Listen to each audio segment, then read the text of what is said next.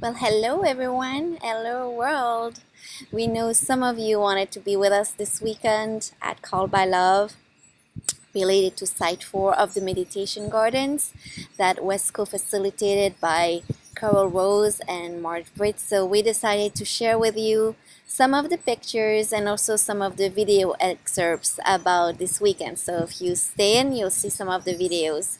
And we also wanted to remind you about the call tomorrow morning on Wednesday, June 22nd at 10 a.m. Pacific. You're, of course, welcome to join us. We would welcome that. And save the date for the July intensive with Melanie coming from Atlanta.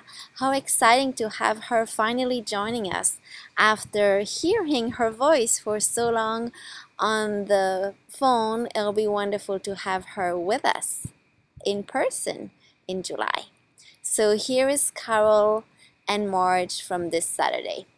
Sort of what happened with this intensive, at one point I just started getting streams, and it was like a spiritual treasure hunt. You're on this treasure scavenger hunt, and where it took me was somewhat surprising and somewhat not in some ways, but it was very, it was clear to me. Site 4, I had always been attracted to Site 4. I sat right there where Marj and I are. I didn't know why. I didn't even know what Site 4 was, frankly. And as I sat one day, Site 4, it's the heart chakra. And that's where this rise to consciousness comes so through. Carl, if everyone would sort of look at the picture that's on the flyer, and the heart chakra, it comes right out of the cosmic Om. This is our embodied connection with that level of vibration. It's the universe, the all that is. At this point, it's not even called God yet. It is called, in the beginning was the word or the vibration. It's a vibration. We experience it through our heart, and it's a process of emergence. It comes in the Kundalini that is ascending and descending simultaneously. It moves through the crown chakra and descends into the heart beyond the total ascent, but then it comes back into the heart in order to go out into the world. So that you can look at that cosmic Om, and what I had no awareness of at all until just about 5 minutes ago, Jim Coleman walked in. He's leading a silent retreat here today of about 10 people. And they're over in Victoria House. Jim Coleman and Karen Epps were a couple at the point in time that this happened. And Karen Epps is a Unity minister. She's now the minister in Pasadena. And they actually created this site. Really? Site 4. Wow. This part of Site 4. And Jim found the person that engraved the cosmic Om on those panels. And he's the one that received the download for that entire symbol. The gentleman that was just here? He was just here. Wow, okay. And he doesn't even know I'm talking about this now. Yeah, wow. But this is the way that synchronicities also play into this kind of process. And if you think you have to figure it out all on your own, you're still back at the level of the human plane, thinking about how you did it in the high success model of the world. And that's not what this is about. Although it will include that. It'll include every single gift and skill that you had at the expert level, at the achiever level, even at the level of green, which is about individualism, the we space. This is beyond all of This is that. site 4. This is day 4. Then God said, "Let there be lights in the firmament of the heavens to divide the day from the night. And let them be for signs and seasons, for days and years. And let them be for lights in the firmament of the heavens to give light on the earth." And it was so. Then God made 2 great lights. The greater light to rule the day, and the lesser light to rule the night. He made the stars also.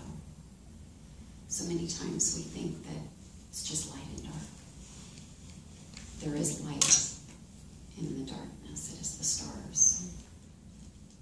God set them in the firmament of the heavens to give light on the earth, and to rule over the day and over the night, and to divide the light from the darkness.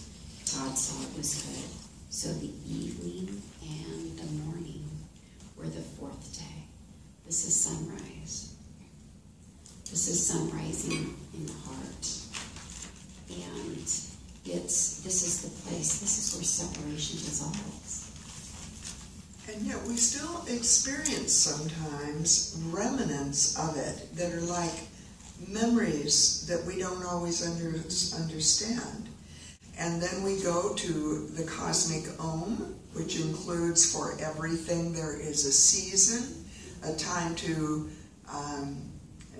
it's utterly fascinating when you look at the words closely, which I've been doing as I wrote the book and then brought it all together into one package. You know, in Ecclesiastics, a time to be born and a time to die. There's a time in our lives to let things be born, and then there's a time in our lives where things are to pass away. And so all of this is there in that site, in this particular cosmic Om. For everything there is a season, a time to speak and a time to be silent, it says. Very fascinating. And I feel and know.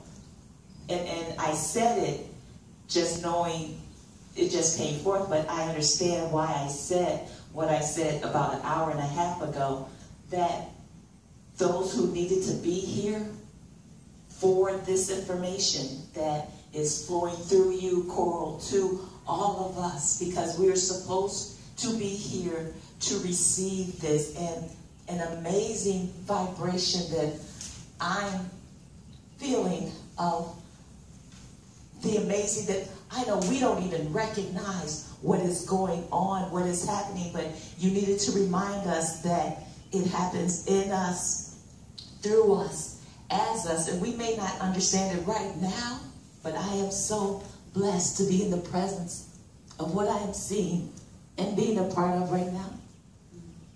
It just amazes me. Thank you. Thank you. And it's all consciousness, so we're there with them and they're here with us.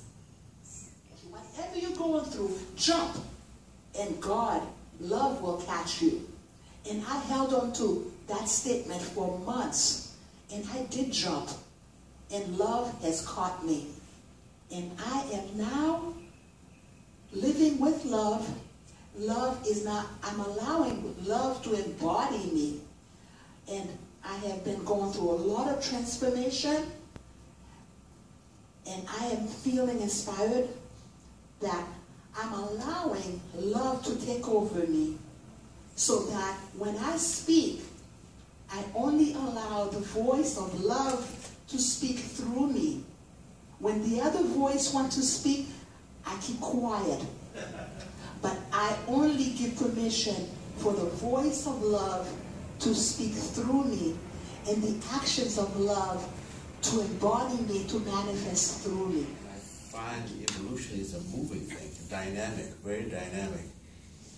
And it seems like what I was seeking first, come to realize it's been seeking me and wanting to express itself through me somehow.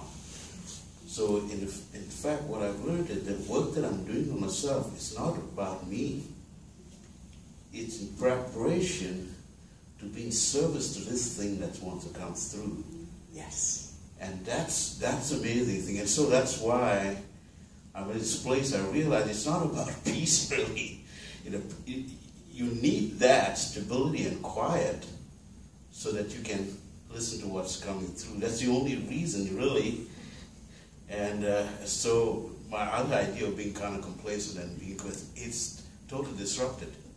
It's totally disrupted. And so now I'm trying to find a new foundational stability somehow to be comfortable to allow this thing to start coming through. Again, remember to sign up if you haven't done so yet for emails at calledbyloveinstitute.com. This is also where you can see details about next events, including a call this Wednesday morning, June 22nd, and the next intensive on July 15th and 16th.